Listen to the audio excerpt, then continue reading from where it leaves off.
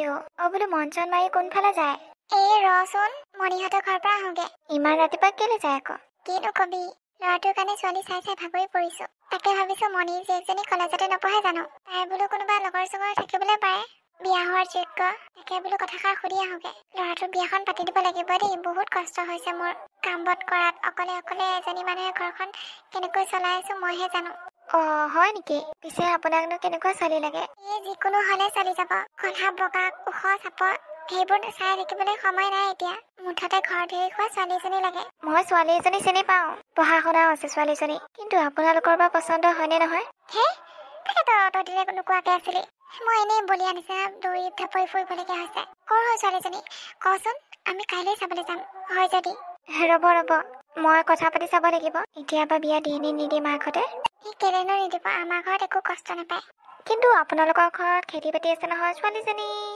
ধান চান কাটিবলৈ নাজানে নেকি মানে পথাৰ চথাৰ নাযায় পঢ়া শুনা ছোৱালী যে এই চলি যাব শিকাই ল'ম বাৰু কোনেনো মাকৰ পেটৰ পৰা শিকি আহে শিকাই বুজাই ল'ম নহয় ঠিক আছে তেতিয়াহ'লে মই কথাটো পাতি চাওঁ বাৰু আপোনাক জনাম দিয়ক হ'ব দে তোক বহুত বহুত ধন্যবাদ দেই ইমান ডাঙৰ বিপদ এটাৰ পৰা তই বচালি কিনো আৰু গাঁৱৰ মানুহ এজনী সিজনৰ কামত নাহিব কেতিয়ানো আহিব হ'ব দে মই গৈ থাকো তই আকৌ খবৰটো আমাৰ ঘৰত গৈ দি আহিবি হ'ব দিয়ক বাইদেউ দি আহিম হেল্ল' চন্দিকা ক মামনি ইমান দিনৰ মূৰত আজি ফোন মাৰিলি যে ডাঙৰ কথা এটা আছিলে সেইকাৰণে ফোন মাৰিলো মই জানোৱেই তোৰ কিবা কাম থাকিলেহে তই ফোন মাৰ ৰচোন ভাল খবৰ এটা আছে তোৰ কাৰণে কিনো ভাল খবৰ কচোন তোৰ ছোৱালীজনীক ল'ৰা এটাই চাবলৈ যাম বুলি কৈছে কৰ ল'ৰানো এই আমাৰ গাঁৱৰে মানুহ ঘৰ ভালেই বাৰু খেতি বাতিও আছে হয় যদি চাবলৈ যাব আৰু সোনকালে বিয়া পাতি লৈ আহিব বোলে ইমান দেৰি কৰি নাথাকে মানুহজনী অকলশৰীয়া যে খেতি বাতি অকলে গোটেইবোৰ কাম চম্ভালিব নোৱাৰে সেইকাৰণে বোৱাৰী এজনী লাগে বোলে হয় নেকি ঘৰখন ভাল যদি আৰু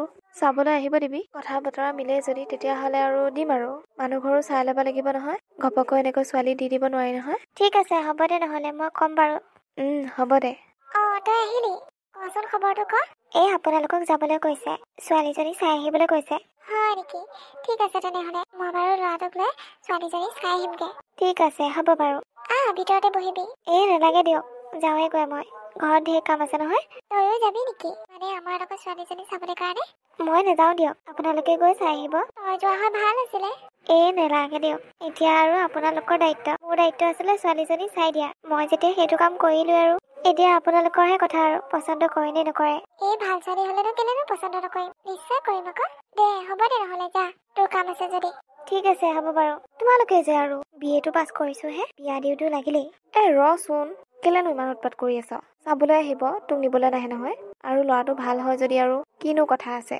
দি দিম আৰু ছোৱালী মানুহ ইমান দিন ঘৰত বহি থাকিলেও মানুহে হাঁহিব বুহি বুলি তোৰ এতিয়া 20 বছৰ পাৰ হৈ গ'ল এতিয়া আৰু ল'ৰা চাবলগীয়া হ'লেই তথাপি আৰু অলপো ৰেষ্ট নিদিলে মানে মোক ঘৰত থাকিবলৈ কাৰণে কিবা এটা কৰিবলৈও নিদিলে তাত গৈ বাৰু মই কি কৰি খাম যদি চাকৰি তাকৰিতে নাথাকে হ'ব দে গিৰিয়ে খুৱাব নহয় তই সেইবোৰ ইমান চিন্তা কৰি থাকিব নালাগে বিয়া পাতিব যেতিয়া খুৱাব পাৰিব লাগিব ন সেইকাৰণেহে বিয়া পাতিছে ঠিক আছে বাৰু হ'ব পিছত আকৌ শাহুমাই কথা নুশুনালেই হ'ল মাৰ ঘৰত একো শিকি নাহিলে বুলি পঢ়ি থাকোঁতে দিন গ'ল আৰু একো কামটো শিকিবই নোৱাৰিলো হ'ব দে তই একেবাৰে কামৰ বুজাটো নিদিয়েগৈ নহয় তাত শিকি ল'বি আৰু লাহে লাহে তাৰ সলনিতো ঘৰতে শিকিব পাৰিলো হয় যেনেকৈ হয় জল্দা জল্দি কৰিলা বিয়াখনৰ কাৰণে আৰু তুমি কৈ দিবা কিন্তু মোৰ ছোৱালীয়ে একো নাজানে বুলি তেতিয়া নিদিলে নাই নহ'লে যদি নোকোৱাকে লৈ যায় ঢেৰ কথা শুনাব মোক হ'ব দে কৈ দিম দে তই একো কাম বন নাজান বুলি হ'ব দে এতিয়া ঠিক আছে হ'ব বাৰু এতিয়া চাহ তাহ খালো বাৰু আৰু আপোনালোকৰ ছোৱালীজনী আমাৰ পচন্দ হৈছে এতিয়া ছোৱালীয়ে ল'ৰাক পচন্দ কৰিছে নে নাইবা কৰিলে আৰু বিয়াখন সোনকালে পাতিয়ে দিম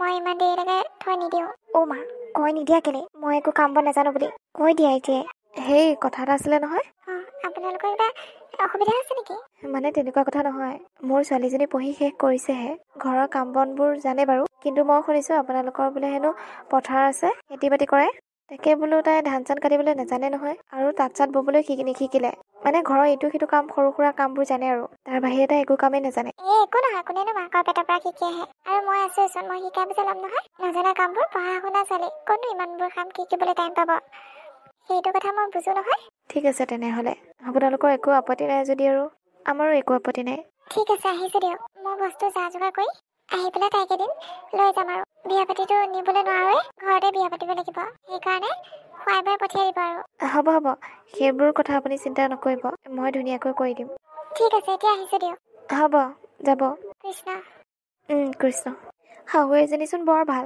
তই যেনেকৈ ভাবিছিলি তেনেকুৱা নহয়। তাকে কথাবোৰ শুনিতো ভালে লাগিছে। তুমি কৈ দিলা যেতিয়া এতিয়া আৰু শান্তি। এতিয়া মোক কথা শুনাবলৈ সুযোগ নাপায়, নহ'লে কথা শুনাই থাকিব নহয়, অমুকে নাজানো তমুকে নাজানো বুলি। নকয় দেও, মানুহজনী ভাল আছে।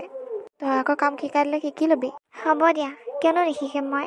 ঘৰত থাকোঁতে শিকিম বুলি ভাবিছিলোঁৱেই। কলেজৰ পৰীক্ষা আৰু কিবা কিবি এছাইনমেণ্ট এইবোৰ কৰি থাকোঁতে দিন যায়। কলেজৰ পৰা আহি পাওঁ 4টা বজাত, আৰুনো ঘৰৰ কাম কেনেকৈ শিকোঁ। এতিয়া ঘৰত থাকি শিকিবলৈ কাৰণেও সৌৱা বিয়া দিওঁতো লাগিলে তোমালোকৰ।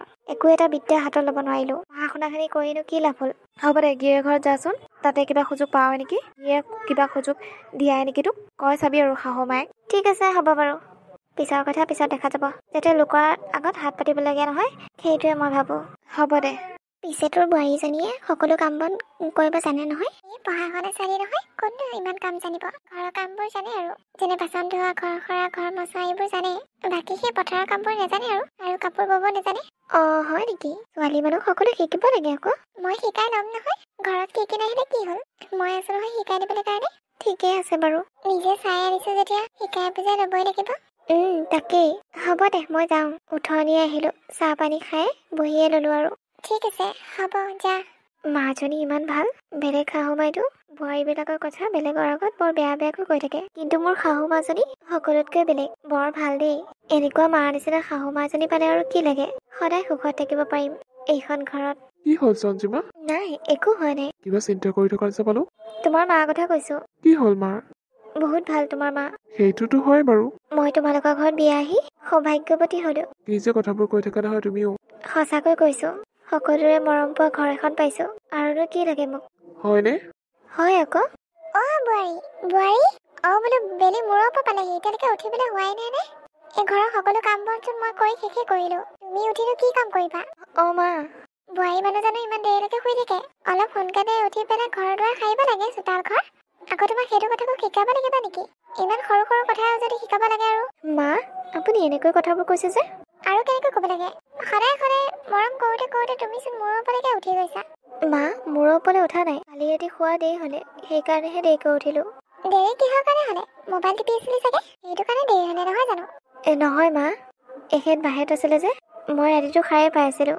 এখেত আহিলে বোলো আকৌ দৰ্জাখন খুলি দিব লাগিব। এখেত অহাৰ পিছতহে মই শুইছোঁ। হ'ব বাহানা মাৰিব নালাগে। লাজ নালাগে? শাহুৱেকে যে গোটেই কামবোৰ কৰি এতিয়া বোৱাৰীকক চিঞৰি থাকিবলগীয়া হৈছে। মই তোমাক আমাৰ ঘৰতে কিহৰ কাৰণে বিয়া পাতি আনিলো নহ'লে? গোটেই কামবোৰ যদি মই অকলে কৰিবলগীয়া হয়। হ'ব দিয়ক মা, আজিয়ে দেৰি হ'ল। আজিৰ পৰা আৰু দেৰিকৈ নুঠো। মই আপোনাৰ কাৰণে চাহ বনাই দিওঁ, ৰাখিব। হ'ব গা নোধোৱাকৈ চাহ বনাই দিব নালাগে। মই নিজে চাহ বনাই খাম। আগতে গা পা ধুই পৰিষ্কাৰ হৈ লোৱাগে। মই মানুহজনী ইমান লেতেৰা নহয় যে গা নোধোৱাকৈ চাহ বনাই দিলে মই খাম। ঠিক আছে, হ'ব মা, মই গাটো ধুই লওঁগে। যোৱা। দিনক দিনে এলেহুৱাহে হৈ গৈছে। প্ৰথম কেইদিনৰো চাই আছিলোঁ কি কৰে কি নকৰে বুলি। মই নিজে কৰোঁতে তাই নকৰাই হৈ গ'ল কামবোৰ। ঘৰত যিকেইখন জানে সেইকেইখন কৰিলে হ'ল। মইতো তাইক পথাৰলৈ পঠিয়াই দিয়া নাই। বোৱাৰী হৈছে যেতিয়া কাম কৰিব লাগিব। কি হ'ল? মা এনেকৈ কথা কৈছে যে মোক? এদিন দেৰি হওঁতে ইমান কথা শুনাব লাগেনে? ৰাতিটো 6টা বাজিছেহে। মায়েনো ইমান সোনকালে উঠি কামবোৰ কৰিব লাগেনে?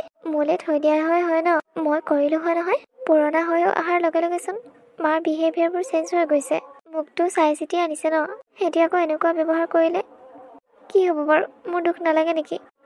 কলৈ যাওঁ? ইফালৰ পৰা আহোঁগে। তহঁতৰ বোৱাৰীজনীক বাহিৰত নেদেখুৱেচোন। তহঁতৰ ঘৰৰ ফালে গ'লেও বাহিৰত নেদেখুৱে। ক'তনো বাহিৰত থাকিব? লাগ চাহা পানী নহয় জানো? ভিতৰখনতে সোমাই থাকে। বাহিৰৰ কাম বন সকলো মই কৰিব লাগে। ৰাতিপুৱা কাম বনবোৰ কৰি তাইক জগাব লাগিব মই। উঠ বুলি তেতিয়াহে উঠিব। মই তাইক কিহৰ কাৰণে বিয়া পাতিলো কচোন? যদি গোটেই কামবোৰ মই কৰিব লাগে। বোৱাৰী মানুহ হৈছে অলপ সোনকালে উঠিব লাগে। আগতে গাভৰু আছিলে বেলেগ কথা। ইমান শিকাওঁ, ইমান বুজাওঁ, তথাপি জ্ঞান নলয়। কেতিয়াবা মোৰ নিজৰে খং উঠে।